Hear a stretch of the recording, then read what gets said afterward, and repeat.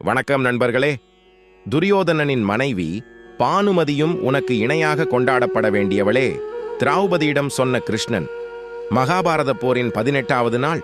கிட்டத்தட்ட கௌரவர் படையில் இருந்த அத்தனை மாவீரர்களும் போரில் இறந்துட்டார்கள், ஒரு சிலரை தவிர. 18ஆம் நாள் காலை யுத்தத்துக்கு கிளம்ப தயாரானான் துரியோதனன். இதுவரை இல்லாத வஜ்ரமாக மாறிய தேகத்தோடும் பெரும் சக்தியோடும் வலிமையோடும் உற்சாகத்தோடும் இருந்தான் துரியோதனன். இதற்கெல்லாம் காரணம் யார் என்று பார்த்தால் அவருடைய அம்மா காந்தாரி. அவர் தவ வாழ்க்கையால் கிடைத்த சக்தியை தன் மகனுக்கு கவசமாக கொடுத்திருந்தார். காந்தாரிக்கு துரியோதனன் மேல் கொஞ்சம் வருத்தம் இருந்தது. திரௌபதியை அவமானப்படுத்திய போது காந்தாரிக்கும் துரியோதனனுக்கும் இடையில ஏற்பட்ட மனக்கசப்பால் அம்மாவுக்கும் மகனுக்குமான உறவில் கொஞ்சம் விரிசல் ஏற்பட்டது. போருக்கான கவச உடைகளை அணிந்து தன் கதாயுதத்தோடு மனைவி பானுமதியிடம் வந்த துரியோதனன் அவளை பார்த்து சிரித்து, இன்றோடு உன் மௌன தவம் கலைப்போகிறது பானுமதி என்று சொல்லி கட்டி அணைத்து முகத்திலிருந்த சிரிப்பு மாறாமல் அங்கிருந்து புறப்படுகிறான் துரியோதனன். துரியோதனன் யுத்த களம் நோக்கி சென்றதும் பானுமதியை இனம் புரியாத சோகம் சூழ்ந்து கொண்டது. என் கணவர் என்னை கட்டி அணைத்து காதல் மொழிகள் பேசிய போதும் பதிலுக்கு நான் ஏன் எதுவும் பேசவில்லை? நீ பிடிவாதக்காரி பானுமதி, ஒரு வார்த்தையாவது பேசியிருக்கலாமே அவரிடம் என்று தனக்குத்தானே சொல்லிக் கொண்டாள் பானுமதி. துரியோதனன் நல்லபடியாக வர வேண்டும் என்று சிவபெருமான் முன்பு இரு கரம் கூப்பி வேண்டிக் கொண்டவள் அங்கேயே உட்கார்ந்து விட்டாள்.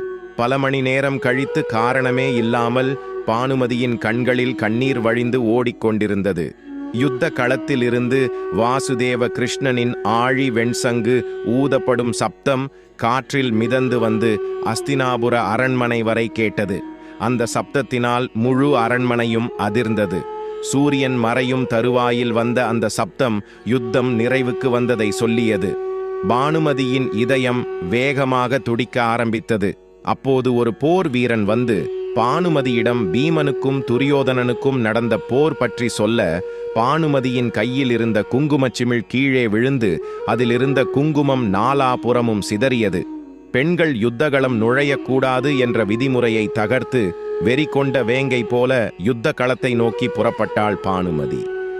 பாண்டவர்கள் சூழ துரியோதனன் தொடை பிளக்கப்பட்டு கீழே கிடப்பதை பார்த்த பானுமதிக்கு அர்ஜுனன் 1000 அம்புகள் கொண்டு இதயத்தை தாக்கியது போன்ற வலி உண்டானது. அப்போது துரியோதனன் பாண்டவர்களிடமும் கிருஷ்ணரிடமும் கேள்வி கேட்டுக்கொண்டிருந்தான். கொஞ்சம் கொஞ்சமாக துரியனின் உயிர் பிரிந்து கொண்டிருந்தது. ஆனாலும் பானுமதி வந்தபோது அதே மாறாத புன்னகையோடு பார்த்தான். என்னை தேடி வருவேன் என்று சொன்னீர்களே, அது இதுதானா? இன்றோடு மௌன சபதம் கலைப்பாய் என்று சொன்னீர்களே, அது இதுதானா? கதறிய பானுமதி துரியோதனனின் மார்பில் முகம் புதைத்து அழத் தொடங்கினாள். இடுப்புக்கு கீழ் கதாயுதம் உபயோகிக்க கூடாது என்கிற விதி இருந்தும் அந்த கொடூர பீமன் தாக்கியது அங்கேதானே? இது தர்மம் இல்லையே என்று சோகத்தில் புலம்புகிறாள் பானுமதி. இருள் சூழத் தொடங்கியது. துரியோதனனின் விழிகளில் கண்ணீர் வழிவதைக் கண்டு, என்னையும் உங்களுடன் அழைத்துச் செல்லுங்கள். நான் உயிர் வாழ்வதற்கான அர்த்தமே நீங்கள்தான். நீங்கள் இல்லாத உலகில் நான் இருக்கப் போவதில்லை என்று அழுத பானுமதியிடம், பானு நம் மகளை பாதுகாக்கும் பொறுப்பு உன்னுடையது என்று சொல்கிறான் துரியோதனன். இதையெல்லாம் பார்த்து கொண்டு பாஞ்சாலி நின்று கொண்டிருந்தாள்.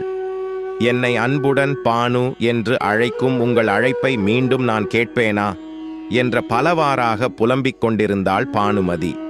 துரியோதனன் தன்னுடைய இறுதி சுவாசத்தை விட்டு கொண்டிருந்தான்.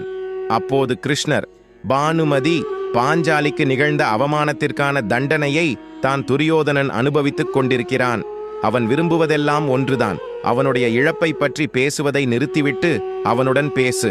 உன் குரல் அவன் செவியில் கேட்கும் வரை அவனுடைய உயிரானது இந்த மண்ணுலகத்தை விட்டு பிரியாது. துரியோதனன் பானுமதிக்கு இடையிலான காதல் எவ்வளவு அழகானது என்று அப்போதுதான் பாண்டவர்கள் உணர்ந்தனர். என் அன்பு துரியோதனா என்று கதறி அழுதாள் பானுமதி. துரியோதனன் கண்களில் பானுமதியை சுயம்வரத்தில் பார்த்தபோது இருந்த அதே காதல் இறக்கும் போதும் தெரிந்தது. சிரிப்பு மாறாமல் எதையோ ஒன்றை வென்ற ஆத்ம திருப்தி இருந்தது அவன் முகத்தில். பாண்டவர்களிடம் கூட இல்லாத வெற்றி களிப்பு துரியோதனன் முகத்தில் தெரிய பானுமதியின் கைகளை தன் நெஞ்சில் வைத்து கொண்டு புன்னகை மாறாத வதனத்தோடு மெல்ல மெல்ல விழிகளை மூடினான் துரியோதனன். துரியோதனன் உயிர் பிரிந்தது. என்னையும் உன்னோடு அழைத்து சென்றிருக்கலாமே ஐயனே, எந்த தயக்கமும் இன்றி வந்திருப்பேனே. இனி என்னை பின்னிருந்து அணைத்து கங்கை கரையோரம் தூக்கிச் சென்று காதல் புரிந்திட என் அன்பு கணவன் உயிரோடு இல்லையே. கூடு மட்டும் இங்கு இருக்க உயிரானது துரியோதனிடமே சென்றது. கண்ணீர் மல்க அழுது புரண்டாள் பானுமதி. ஒரு ஓரத்தில் அமைதியாக கிருஷ்ணர் கவலையோடு பானுமதியை பார்த்து கொண்டிருக்க, பானுமதி வெறி கொண்ட பெண் யானை போல துரியோதனனை விட்டு எழுந்தாள். பானுமதியின் கண்கள் பாண்டவர்களையும் அவர்களுடைய மனைவி பாஞ்சாலியையும் வெறித்து பார்த்து கொண்டிருந்தது. இதயமே நொறுங்கிப் போன வலியோடு பாஞ்சாலியை பார்த்தாள் பானுமதி. உன் சபதம் நிறைவேறிவிட்டதல்லவா பாஞ்சாலி? இப்போது என் கணவர், என் மகன் லட்சுமணகுமாரனை திருப்பிக் கொடு பாஞ்சாலி. கை நீட்டி யாசகம் கேட்பது போல கேட்ட பானுமதியின் விழிகளில் வழிந்து கொண்டிருந்தது கண்ணீருக்கு பதிலாக செந்நீர். பானுமதியின் கேள்விகளால் பாஞ்சாலியின் பெரிய கரிய விழிகள் அகலவிரிய பதில் சொல்ல முடியாம ஸ்தம்பித்து போய் நின்றாள். வாசுதேவரும் அமைதியுடன் எதுவும் பேசாமல் நின்றிருந்தார். கிருஷ்ணன் பாஞ்சாலிக்கு மட்டும் தோழனில்லை, பானுமதிக்கும் தோழன்தான். துரியோதனன் பானுமதியின் காதல் எப்படிப்பட்டது என்பது கிருஷ்ணருக்கு மிக நன்றாகவே தெரியும். தொடர்ந்த பானுமதி, உன் பழி தீர்ந்து விட்டதல்லவா பாஞ்சாலி? உன் மனமும் தான் அமைதி கொண்டதே. இனியும் ஏன் தாமதம்? என் கணவரை திருப்பிக் கொடு என்று கதறிய பானுமதியை மேலிருந்து கீழ்வரை பார்த்த பாஞ்சாலி, உனக்கு புத்தி பேதலித்து விட்டதா பானு என்று கேட்டாள். இல்லை, முன்பை விட தெளிவாகத்தான் கேட்கிறேன். என் கணவனை திருப்பிக் கொடு. இதே போல அபிமன்யுவின் தாய் சுபத்திரையும், அரவானின் தாய் நாக இளவரசி உலுப்பி, கடோர் கஜனின் தாய் இடும்பி என எல்லோரும் உன்னிடம் வந்து நின்றால் என்ன செய்வாய் பாஞ்சாலி? சிவந்த விழிகளுடன் பானுமதி கேட்க பதில் சொல்லாமல் மௌனமாக நின்றிருந்தாள் பாஞ்சாலி. உலகில் எந்த பொண்ணும் செய்யாத செயலை நீ செய்திருக்கிறாய். யுத்த களம் புகுந்து துச்சாதனனின் மார்பை கிழித்து குருதியில முழுகினாயே. உன் இரத்த தாகம் தீர்ந்ததா பாஞ்சாலி?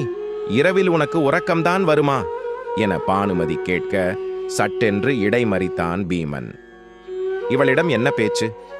பாஞ்சாலி நீ வா என்று மனைவியின் கைப்பிடித்து அழைத்துச் செல்ல முயற்சிக்க பானுமதி அவர்களை போக விடவில்லை.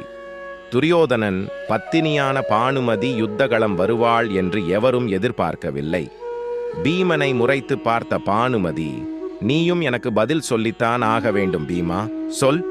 இடுப்புக்கு கீழே அடிக்கக்கூடாது என கதாயுதத்தில் விதி இருந்தும் விதிமீறல் செய்வதுதான் உன் தர்மமா? காளியாய் கேள்வி கேட்டு நின்றிருந்தாள் பானுமதி. பானுமதி முன்பாக வந்த பீமன், எது அதர்மம் பானுமதி? சிறுவயதில் நஞ்சை கொடுத்து கொலை செய்து என்னை ஆற்றில் தள்ள முயன்றானே உன் கணவன், அது தர்மமா? அரக்கு மாளிகைக்கு தீ மூட்டி எங்களை எரிக்க பார்த்தானே, அது தர்மமா? பாஞ்சாலியை மானபங்கப்படுத்தினானே உன் கணவன், அது தர்மமா? யானையாய் பிளிரினான் பீமன். ஆனாலும் உன்னுடனான யுத்தத்தில் என் கணவர் தர்மத்தையே கையாண்டார். உன் உடல் முழுக்க காயங்கள் இருந்தாலும் ஒரு காயமாவது உன் இடுப்புக்கு கீழே இருக்கிறதா? இதுவல்லவா யுத்த தர்மம் என்று இடிந்த குரலில் பீமனுக்கு பதில் சொன்னாள் பானுமதி. பொறுமை இழந்த பீமன் வாய் திறக்க முயற்சித்த போது அதற்கு அனுமதிக்காமல் அவனுடைய கைகளை பிடித்து தடுத்தார் கிருஷ்ணர். நான் பார்த்து கொள்கிறேன் என்பது போல சைகை காண்பித்து, பீமா ஆத்திரம் கொள்ளலாகாது. நடந்து முடிந்த செயல்களுக்கு அவள் என்ன செய்வாள்? அமரத்துவம் கண்டவன் இவள் கணவன். ஆதங்கம் இருக்கத்தானே செய்யும். நான் பேசிக்கொள்கிறேன். பீமனை அமைதிப்படுத்தி பானுமதியை நோக்கி திரும்பி புன்னகைதார் கிருஷ்ணர். நிகழ்ந்த யுத்தத்தில் உனக்கு ஏற்பட்டது பெரும் இழப்புதான் பானுமதி. அதற்காக பாஞ்சாலியை காயப்படுத்துவதில் எந்த பயனும் இல்லை. ஆம் மாதவா, பாஞ்சாலியை குறை கூறுவதில் நியாயமில்லை. உன் மகுடிக்கு ஆடும் பேதை இவள். சகுனி உருட்டியதோ உயிரற்ற பகடைகள்தாம். ஆனால் தாம் உருட்டியதோ உயிரும் உணர்வும் சதையும் இரத்தமும் உள்ள பகடைகள். அதில் ஒருத்திதான் இந்த பாஞ்சாலி. இங்கு நடந்த யுத்தம் தனக்கு நீதி கிடைக்கவே நடந்தது என்று நினைத்து கொண்டிருக்கிறாள் இவள். ஆனால் தாங்கள் எண்ணியதை இதோ இங்கு நிற்கிறானே வில்லில் சிறந்த விஜயன். இந்த பொம்மலாட்ட பொம்மையை ஆட்டி வைத்து நினைத்ததை செய்துவிட்டீர்கள் இல்லையா வாசுதேவரே என்று பானுமதி கேட்க, பாண்டவர்கள் அனைவரும் அமைதியாக நின்றனர். மாதவா, இவளுடன் தாங்கள் நின்று நிதானமாக உரையாட வேண்டிய தேவையல்லை. இவளை இங்கிருந்து அனுப்பிவிடுங்கள்.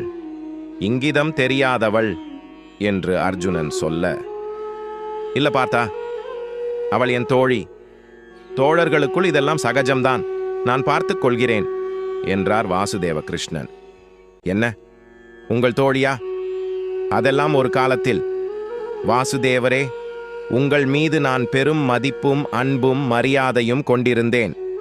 ஆனால் எப்போது யுத்தம் ஆரம்பிக்கப்பட்டதோ அந்த நம்பிக்கை அன்றோடு தகர்ந்து போனது. இது யுத்தமா அல்லது தந்திரமா வாசுதேவரே? பிதாமகருக்கு ஒரு தந்திரம், குரு துரோணருக்கு ஒரு பொய், ஜெயத்ரதனுக்கு ஒரு மாயவித்தை, என் ஆருயிர் கணவரின் நண்பரான கர்ணனுக்கு மாபெரும் சூழ்ச்சி, பிறகு என் கணவருக்கு யுத்த விதி மீறல். இதுதான் யுத்தமா என்று பானுமதி கேட்க, பானு, உன் புரிதல் தவறு. இங்கே ஆன்மா என்று ஒன்று, அதற்கு விதிக்கப்படும் கர்மவினை பயன்கள் என்று ஒன்று உண்டு. முற்பிறவியில் செய்த கர்ம வினைகளுக்கு ஏற்பதான் இப்பிறவியில் மானிடர்களின் வாழ்க்கை நிர்ணயிக்கப்படும். எல்லாவற்றிலும் அர்த்தங்கள் பொதிந்துள்ளது. பிதாமகர் பீஷ்மர் சாப விமோசனம் பெற வேண்டிய அஷ்டவசுக்களில் ஒருவர். குரு துரோணர் புங்கவர்களுடன் வானுலகில் இருக்க வேண்டியவர். இவையெல்லாம் முற்பிறவியின் பலன்கள் பானு.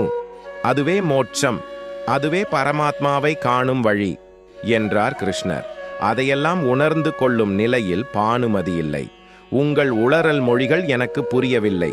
கர்மவினை, தர்மவினை, இது எல்லாம் தாங்கள் கூறும் கதை. இப்பிறவியில் முற்பிறவியின் ஞாபகங்களோடு ஒரு மனிதன் பிறக்கிறான் என்றால் அவன் தண்டனை பெறுவதில் நியாயம் உண்டு. ஆனால் நம் சிந்தைக்கு எட்டாத நினைவில் இல்லாத பிறவிக்கு தண்டனை நியாயமா? அஷ்டவசுக்களில் ஒருவராக பிறக்க வேண்டிய பிதாமகருக்கு அம்பு படுக்கைதான் சாப விமோசனமா? அப்படியென்றால் பீஷ்மரை அதர்ம வழியில் வென்ற அர்ஜுனன் அடுத்த பிறவியில் அதற்கான பலனை அனுபவிப்பான். அப்படித்தானே? பானுமதி கேட்க கிருஷ்ணர் சிரித்துக்கொண்டே, நீ பரம்பொருளை அறியும் நேரம் இது பானுமதி. ஒரு பிறவியிலிருந்து இன்னொரு பிறவிக்கு மாறுவது தேகம் மட்டுமே, ஆன்மா இல்லை. ஆன்மா அழியாதது. முற்பிறவியின் ஞாபகங்கள் வருகிறதோ இல்லையோ, நிச்சயம் கர்ம வினை பயனை அனுபவித்தே தீர வேண்டும். இதுவே விதி என்று சொல்ல, உங்கள் உளறல் மொழிகளை கேட்க நான் ஒன்றும் அந்த பொம்மலாட்ட பொம்மைகளான அர்ஜுனனோ பாஞ்சாலியோ அல்ல. வாசுதேவரே, நான் மாவீரன் துரியோதனனின் மனைவி. என் கணவனின் உரிமையை இந்த உலகம் பறித்தும் அதற்கு தங்களிடம் ஒருபோதும் விடை இல்லை என்பதை நான் அறிவேன். பாண்டவர்களை சாடுவதும் என் மடத்தனம்தான். என்னவரின் வாழ்க்கையே பெண்களுக்கு இழைக்கப்படும் அநீதிக்கு ஒரு பாடம் என்று உலகம் நினைக்கும். நினைத்துவிட்டு போகட்டும். ஆனால் பாஞ்சாலி, அவள்தான் அவளுடைய மானபங்கத்திற்கு காரணம். அவள் உதிர்த்த வார்த்தைகள் ஏற்படுத்திய காயங்களே துரியோதனனுடைய செயல்களுக்கு காரணம். இதுதான் உண்மை என்பதை இந்த உலகம் அறியுமா? போகட்டும், உலகம் அதை அறிய தேவையில்லை. அவருடைய ஏக பத்தினியான நான் அறிவேன். அது போதும் எனக்கு. அவரில்லாத உலகில் நான் வாழ்வதா? அதுவும் அவரை வதைத்த பாண்டவர்களின் முகம் கண்டு அஸ்தினாபுரத்தில் வாழ்வதா? ஒருபோதும் இல்லை. என் கணவன் அடைந்த வீர சொர்க்கம் நானும் அடைய விரும்புகிறேன் என்று சொல்கிறாள் பானுமதி. துரியோதனனின் உடல் சகல மரியாதையோடு அஸ்தினாபுரத்துக்கு கொண்டு செல்லப்பட்டது. திருதராஷ்டிரன் துரியோதனன் உடலுக்கு தீ மூட்ட பானுமதி அக்னியில் இறங்க தயாராகிறாள். நான் என்னாலும் வணங்கும் மகாதேவனே, என்னவரை என்னிடமிருந்து எடுத்துக்கொண்டது முறையா? அவரது அன்பு மனைவியான என்னையும் ஏற்றுக்கொள். இவ்வுடலை எடுத்துக்கொள். இது உன் மீது தீராத பக்தி கொண்ட பக்தையின் மீது ஆணை என்று சொல்ல கருமேகங்கள் சூழ இடியும் இடித்தது. அந்த இடி சப்தம் கேட்டு 1000 கஜ பலம் கொண்ட பீமனே நடுநடுங்கி போயிருக்க கைகளை உயர்த்தியபடி பானுமதி உயிர்த்தியாகவும் செய்கிறாள். உடலிலிருந்து உயிர் பிரிந்த வலியே தெரியாமல் தேகத்திலிருந்த ஆன்மாவான் உலகை நோக்கி செல்வதை அங்கு இருந்த அனைவரும் பார்த்து கொண்டிருந்தார்கள். பானுமதி சொர்க்கத்தை அடைந்த உடனே கருமேகங்கள் மறைந்து போனது. அப்போது பாஞ்சாலி அதர்மம் புரிந்தவரின் மனைவிக்கு சொர்க்கமா என்று கேட்க வாசுதேவர், பாஞ்சாலி அவளும் உனக்கு இணையான சிறந்த பதிவிரதை, அதே சமயம் கண்மூடித்தனமான பதிவிரதையும் அல்ல. துரியோதனன் உன்னை மானபங்கப்படுத்திய போது அதை முதன்மையாக எதிர்த்து நின்றவள் அவள் மட்டுமே. உன்னிடம் துரியோதனன் மன்னிப்பு கேட்கும் வரை தன் கணவனிடம் பேச மாட்டேன் என மௌன விரதம் ஏற்ற புனித மங்கையாவாள். துரியோதனன் தன்னுடைய தவறுக்கு தண்டனை அனுபவித்த பிறகுதான் அவள் மௌனத்தை கலைத்து இறக்கும் தருவாயில் கண்ணீர் விட்டாள். கணவனானாலும் அதர்மத்தை தட்டி கேட்டதனால், கணவன் மீது மாறாத அன்பு கொண்டதனால் அவள் உலகம் போற்றும் பதிவிரதை ஆவாள் என்கிறார் கிருஷ்ணர். அப்போது வானத்திலிருந்து அவள் உலகம் போற்றும் பதிவிரதை ஆவாள் என்கிறார் கிருஷ்ணர். அப்போது வானத்திலிருந்து பூமழை பொழிய அனைவரும் திகைத்து பார்த்து கொண்டிருந்தனர். ஆனால் கிருஷ்ணர் மட்டும் தரையை நோக்கி குனிந்து ஒரு மலரை கையில் எடுத்து வானம் பார்த்து புன்னகைக்கிறார். பார்த்தாயா பாஞ்சாலி, இது ஆவாரம் பூ. மகாதேவனுக்கு மிகவும் பிடித்த மலர். தன்னுடைய பக்தை தன்னிடம் வந்து சேர்ந்ததை குறித்து மகிழ்ச்சி ஆரவாரம் செய்கிறார் என்ற கிருஷ்ணனின் கண்களில் இருந்து வெளிப்பட்ட கண்ணீர் துளிகள் அந்த மலரை நனைத்தது. கதையை படித்த கேட்ட அனைவருக்கும் நன்றி. கதை பிடித்திருந்தால் நமது சேனலை லைக் செய்து சப்ஸ்கிரைப் செய்து கொள்ளுங்கள். நன்றி, வணக்கம்.